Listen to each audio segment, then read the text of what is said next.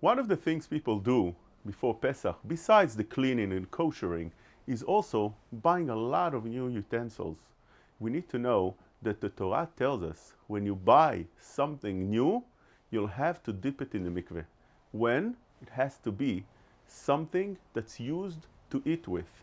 It has to be a utensil that you put the food and eat with that utensil. That includes, for instance, forks, knives, plates, pots you cook in, pans, and so on and so forth.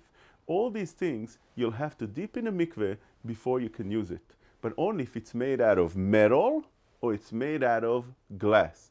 If it's made out of other materials, many poskim hold you don't need to do any tvila on them. And therefore, if you have something that's made out of wood, something that's made out of clay, and so on, those are not required to dip in the mikveh.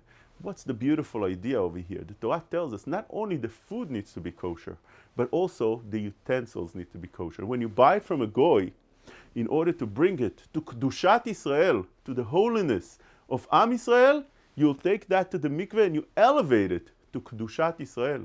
It's a beautiful thing. When we eat with Kedusha v'Tahara. The food is kosher and the utensils are kosher. So how do you kosher that when you take it to the mikveh?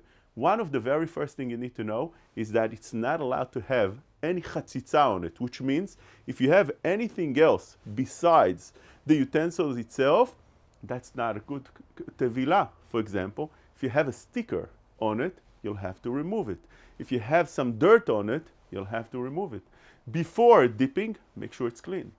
Once you see that it's clean and you have it in your hand and you go to the mikveh, you'll say a bracha. Baruch atah Hashem Elokeinu melech haolam asher kitshanu b'mitzvotav v'tzivanu al tvilat keli. That's if you have one keli. But if you have two or more, you'll say al tvilat kelim, plural. You put it in the mikveh inside. If you're holding it with your hands, wet your hands first. So your hands are not going to be chatzitza between the keli and the water.